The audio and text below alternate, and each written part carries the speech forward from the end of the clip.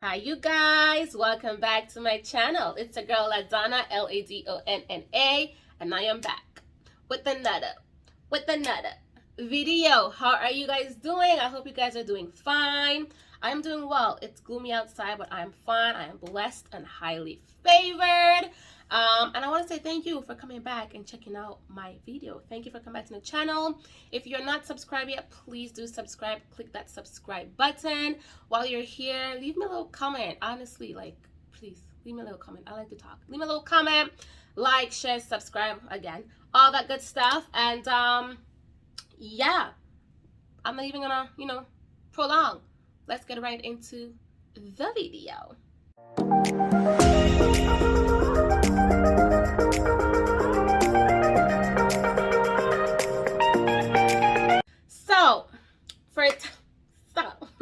So y'all, for today's video, I am back with the long awaited adoption story part 2.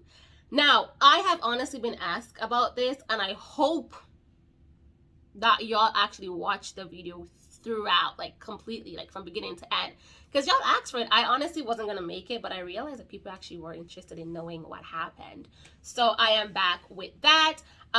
Before I get into it, let me know what y'all think about my hair, if y'all like this little fro. I've never done this before. I don't think I'll ever wear this out, but let me know what y'all think. Let me know if y'all like I don't want fro.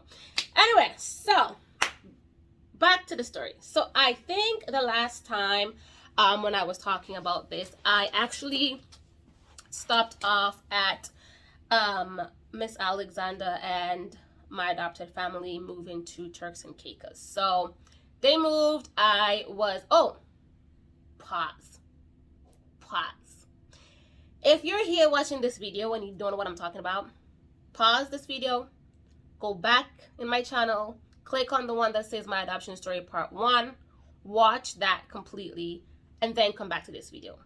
It will make more sense instead of watching this, because then you might not know what I'm talking about. So go watch that one, come back, and then watch this one. Okay? My hair's a little itchy. Okay, so Miss Alexander and the family had moved to Turks and Caicos, and I moved back to be with my dad. To be honest, I can't remember how long I was back with my dad before there was a discussion of, okay, Miss Alexander wanting me to come and live with her and her family in Turks and Caicos. I can't remember exactly how long I was with my dad before that piece, but somewhere along the line that discussion came up, and Miss Alexander had actually came back to St. Vincent. I don't recall exactly why she had came back, if it was just the sole purpose of like organizing documents and stuff for me, or if it was another reason. I can't remember. But somehow she came back, and then the process of like getting my documents together, everything that I'll need, passport, etc., getting all that together was in the works. And we were going to appointments, getting stuff sorted out, etc. And then Miss Alexander had then left and went back to Turks and Caicos, and then I was still with my dad at this point. And this happened a while ago, y'all, so I can't remember dates and how long and stuff, but I remember everything was all sorted, and then it was time for me to leave St. Vincent to go be with Miss Alexander and my adopted family in Turks and Caicos. This was a bittersweet moment, honestly, because like I was with my dad, and I was with my brother, and my brother and I were like super close, because it was just us. We were like so close, like really close. I used to keep his secrets.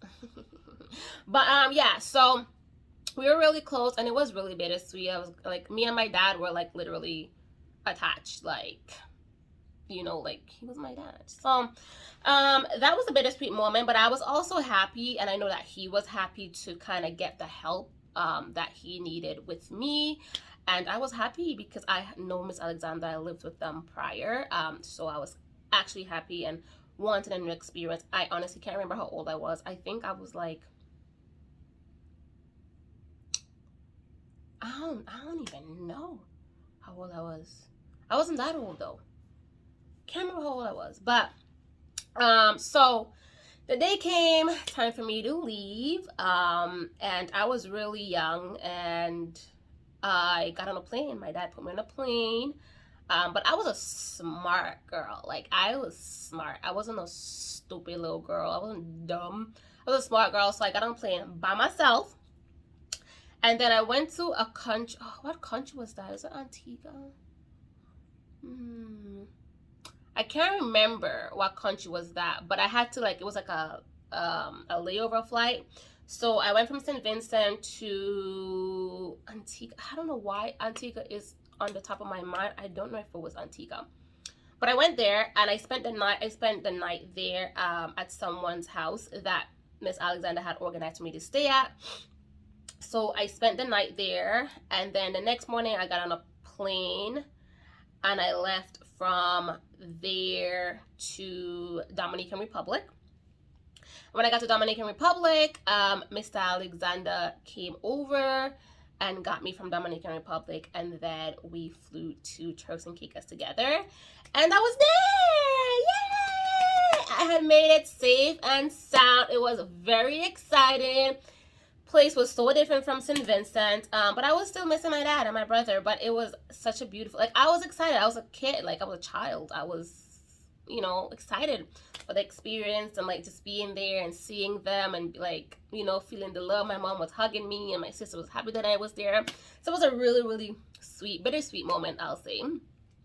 So yeah, I made the move to Turks and Caicos, and while I was there, I attended school. My mom did her best with like making sure that I was well taken care of. Like, I went to a private school there, and for those who's from Turks and Caicos, y'all know I went to New Age Academy and Language Center.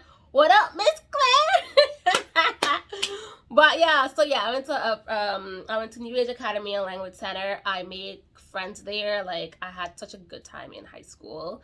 I even have, I'm still close with some of the friends that I met there. In Turks and Caicos is where I became, like, where I came out with my sexuality, in a sense. So Turks and Caicos was a good move. One of my brother, my eldest brother, my biological eldest brother, also lived there. So it was good to have, you know, that piece of my biological family there. We established a relationship, and let me tell you, the Alexanders, God bless them.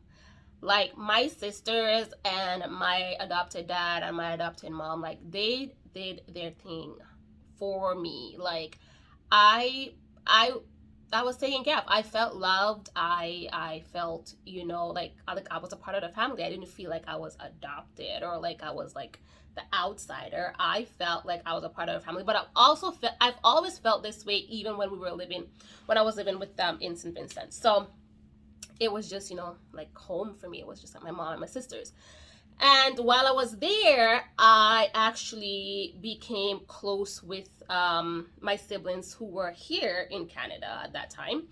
And I became particularly close with my my second eldest sister.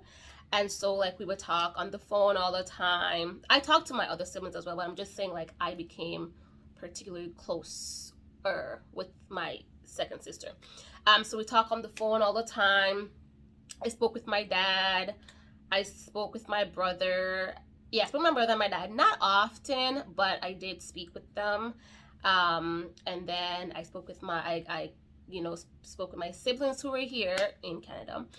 And yeah, so I was in Turks and Caicos for a while. I can't remember how long it was, but I went all the way up to like the last year of like high school graduation, or like the year before. I can't remember, but I was in Turks and Caicos for a while. Turks and Caicos is a vibe. If you've been there or whatever, you know that that place is a vibe. Expensive, but a vibe. So as time progressed and I got close with my siblings here, they were like, hey, you should come for a little vacay. Listen, your girl is never gonna say no to a little vacay. So I was like, sign me up. Let me sign the dotted lines. Of course I'm coming to Canada for a vacay. First of all, I haven't seen my sisters in and my brother in years. And at this point, my brother who was in St. Vincent, that I was extremely close with, we still are close, don't get me wrong, but my brother who was in St. Vincent, my hands look dry. My brother who was in St. Vincent was now in Canada. So my eldest sister, my second sister, my two other brothers were here. So like all my siblings were here except the one in Turks and Caicos, pretty much. So when they said, you know, like their little sister, they're like, come for a vacay, we want to see you, we haven't seen you in so long, blah blah blah. I was like, yes, hello, yeah. So it was arranged for me to come for a vacation. I came, I spent time with my siblings. Such a nice time in Canada. I got to experience and explore things. I fell in love with Subway steak and cheese sandwich. Like I had a good, I think it was summertime, I had a good summer vacation. Okay, it was great. And then I went back home, and then life just continued. You know, I was back home with in Turks and Caicos with my family there, and life just kind of, you know, continued. And to be honest, I don't, like, y'all, this happened a while ago, so I can't remember how things really played out and things like that. Like, my memory is, in general, is not the greatest. And this was years ago, like years ago.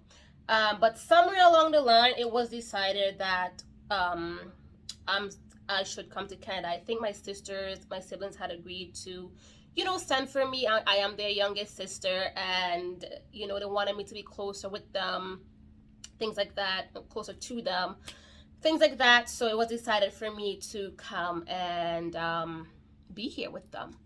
And after getting the paperwork sorted out and things like that, I eventually moved to Canada. And I've been here ever since. And I know you guys are probably wondering, well, what happened to your adopted family? Are you guys still close? Are you guys still talk? But, you know, things like that. So I, in general, I am a bad, I don't keep in contact. I am putting it out there. I am taking accountability. I have a hard time staying in contact with people. I'm not a phone person. I'm not a caller, a texter. Like, I am just not that type of person. So when I moved to Canada at first, I was in constant communication with my friends back in Turks and Caicos, my family, my sister, my mom. Like, we were in constant communication.